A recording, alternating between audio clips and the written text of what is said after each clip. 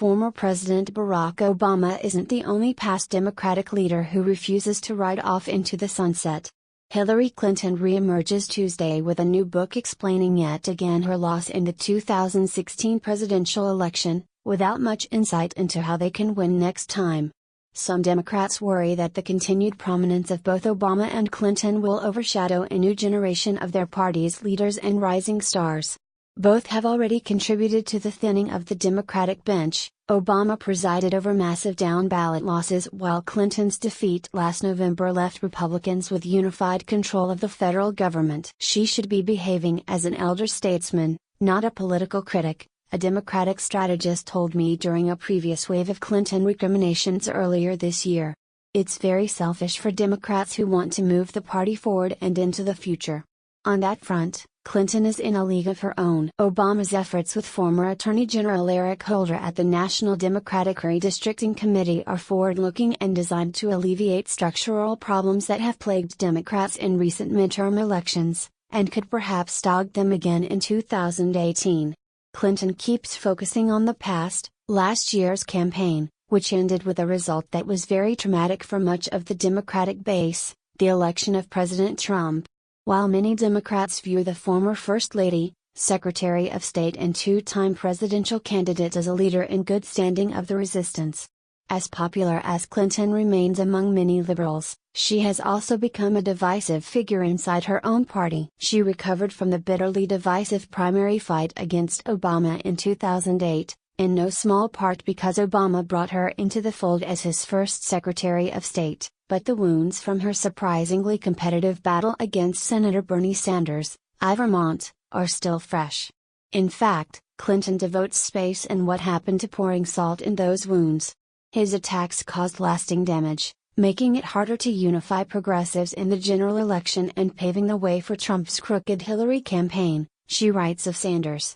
While Clinton certainly took considerable friendly fire from Sanders' supporters, the septuagenarian senator turned unlikely hero to liberal millennials was actually slow to attack her and said he was sick of hearing about her damn emails. This reticence didn't last throughout the primaries, but Sanders wasn't as tough on Clinton as Clinton was on Obama. Moreover, there is a case to be made that Sanders was a warning to Clinton that she wasn't populist enough, that a number of Democrats remained steamed about her vote for the Iraq War, that 1990s were no longer necessarily seen as a golden age, and that she could effectively be tied to her husband's more centrist brand of Democratic politics even when she had little connection to the policies in question. All these things, as much as crooked Hillary, hurt her against the populist Trump in the general election. Most of the Democrats flirting with 2020 presidential campaigns are running not in the mold of Clinton, but emulating Sanders. This includes not only unabashed liberals like Senators Elizabeth Warren, Dee Maas, Jeff Merkley, Dee Orr, and Sherrod Brown, Democrat Ohio, but also officials whose records may draw scrutiny from progressives, like Senators Cory Booker, D&J, and Kamala Harris, Democrat California. Even New York City Mayor Bill de Blasio is a subject of presidential speculation. An aging socialist with a loose affiliation with the Democratic Party running better than expected in 2016 has created a new sense of the possible.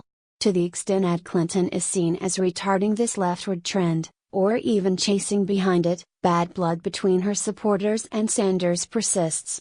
We get lost in a debate between the Clinton and Sanders voters, Clinton ally Neera Tandon complained in Politico. I hope sometime in my lifetime the 2016 Democratic primary will be over.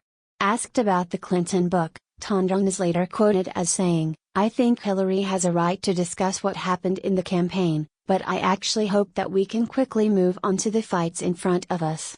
Obama, by contrast, is still a unifying figure inside the Democratic Party who won twice. He can paper over differences between the Clinton and Sanders factions, which have been continued in a handful of primaries this year in the race for chairman of the Democratic National Committee.